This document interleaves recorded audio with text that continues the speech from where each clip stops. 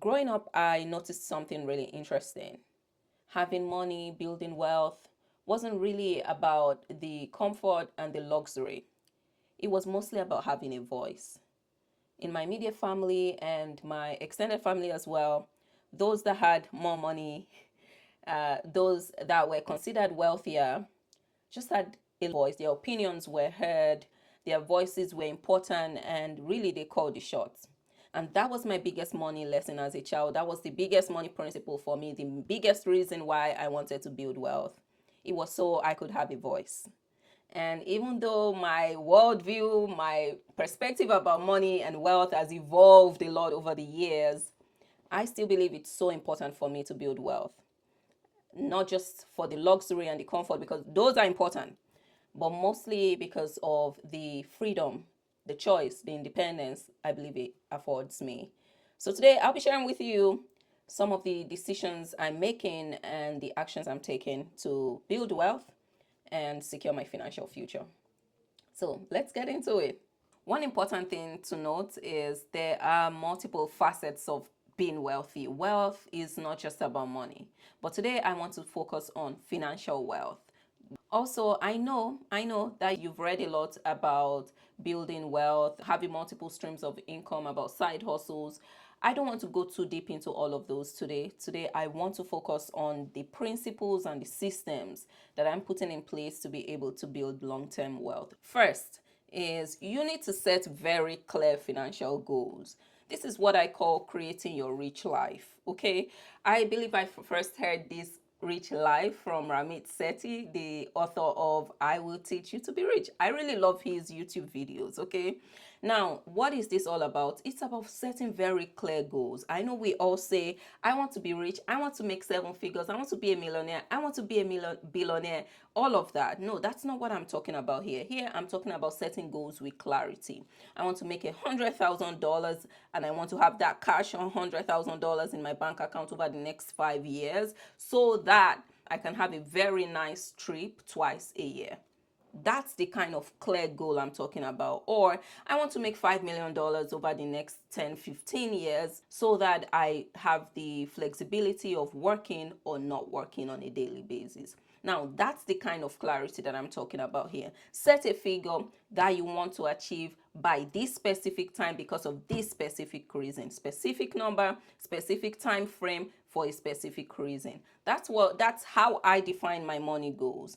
And I'll tell you what, this is so important in our world today because we are all on social media comparing our lives to someone else's life that we don't even know about, and this kind of goal really helps you stay focused.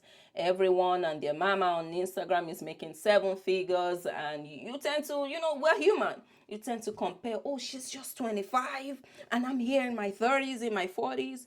But these kind of goals that I just talked about helps you stay focused because you've defined what your rich life looks like. This helps you stay focused and helps you run your own race. Second thing is to automate your actions. What I'm talking about here is, as an example, automate your investments, automate your savings. After you've set really clear goals, then automate the actions that you need to take. Listen, the big goals don't matter. What really matters are the tiny steps you're taking every day. Your tiny step may look like, I'm going to wake up 6 a.m. every day and do this. I'm going to set automatic savings such that once I get my paycheck, everything that I need to save goes to a specific account. Or I'm going to automate my investments. I'm not going to think every time. You see, habits are so important. And if you've not read the book Atomic Habits, this is all the cue that you need. Go read that book. It helps you understand that the tiny habits, the tiny steps that you take every day, those are the things that count. Those are the things that really help you build your financial future. So as much as possible, remove the decision in every day. You don't decide every day whether you should drink water or not. That's not a decision you're making. So when it comes to money, try to automate things as much as possible. Don't decide at the end of the month if you should use this $500 for this or that. Building systems is more important than setting huge goals. Next thing is being deliberate about having a balanced life. I do believe that there is time for everything. Life is in seasons, life is in phases. Do not spend when you should be saving. Do not save when you should be spending. I do think you need to have a balanced life. Now, one thing that you could get into is, I'm trying to build wealth over the next 5, 10 years, so I'm just going to focus on that and not live life and not do even the small things that give me joy. I think that's a trap. I do think as part of building wealth, you should also remember to enjoy life a little bit. Okay, and I'm speaking to myself here. You should learn to do the tiny things that bring you joy, that may or may not be expensive, that may or may not be pricey. Now, I am not talking about extremes.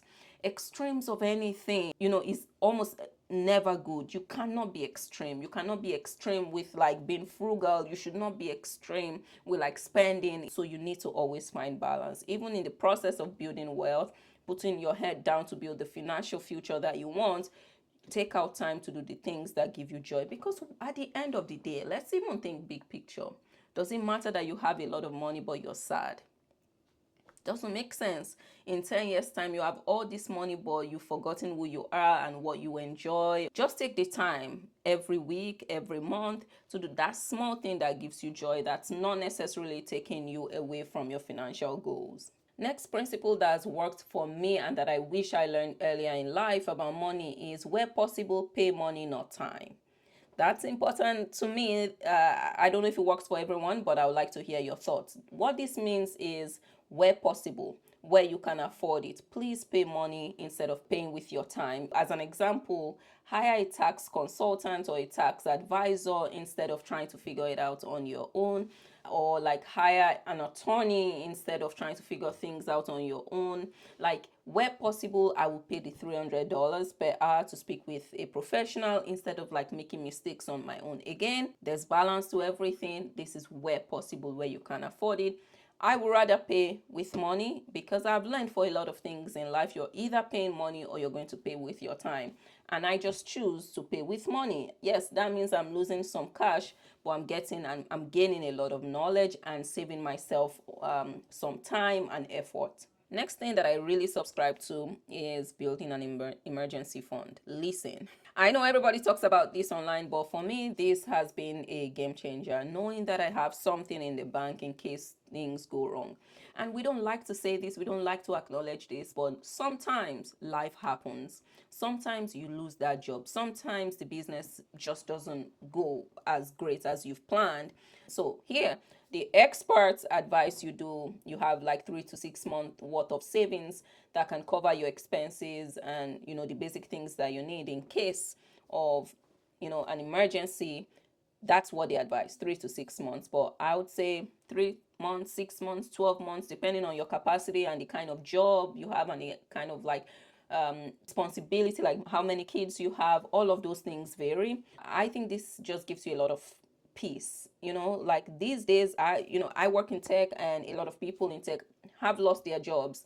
My husband also work in tech, so I am not aloof. I am aware of the risk of the two adults in the household working in the same industry, both working in tech, and a lot of people around us have been laid off. So I do know that it's a possibility. Hopefully it never happens to us, but I know that that's life. And having an emergency fund just gives a lot of peace. And an emergency fund is just cash that you set aside to cover your expenses in case of an emergency, like things like rent, things like your utilities, things like your kids' school fees, just things you need to stay afloat. I think it's important to set some money aside for that. So I really subscribe to having an emergency fund. Next is about investing and diversification. Okay, I'll tell you what we do, but hey, do you? Here, I really just do index funds. Let me know if you want to hear more about index funds and what we do there. But essentially, index is like a basket of equities or basket of shares. Instead of buying Google shares or buying Microsoft shares, we buy a basket. And that's because I don't think that I can play the market. I don't think I'm smarter than the market. And even if I am, I don't think I'm going to be smarter than the market long term. So I play safe. I invest in index funds. But that said, beyond index funds, I also believe in diversification.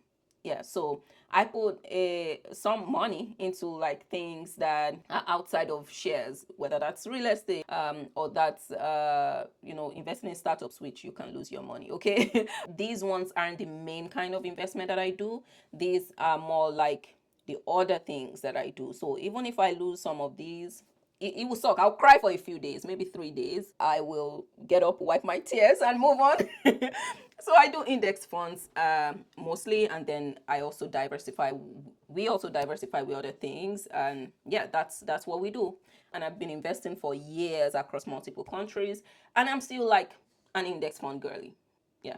Okay, I'll wrap up with the single most important thing, and that is invest in your health. I know I said we would focus on financial wealth, but I don't want to do all this work for another person to enjoy all my money. So I want to be healthy. I want to stay alive. I want to do as much as I can to be healthy, to be alive, to spend all the money that I'm making. Okay. And I think that's important. And that's an area we don't talk about enough. You need to invest in your health, your mental health, your physical health, your emotional health, whatever you need to do. Okay, pay that therapist if that's what works for you. Pay to that gym if that's what works for you. Pay for that equipment at home that you use in working out. Do whatever you got to do, okay? But please invest in your health, because we don't want to do all this work just for our next of kin. Yeah, I don't want to do all this work for someone else to enjoy. I mean, they can enjoy it, but I want to enjoy most of it. Okay, so please invest in your health. So, important adult disclaimer, this is not financial advice. This is mostly for educational purposes and just for information. I'm just sharing what has worked from my experience. Alrighty, that's it for today's video. If you enjoyed it, please consider giving it a thumbs up, and please ask me questions. Let me know what's working in your life and in your financial situation. What are you doing that someone else can learn from? So please share all of that. I'd love to read your comments, and I'll see you in the next video. Bye bye.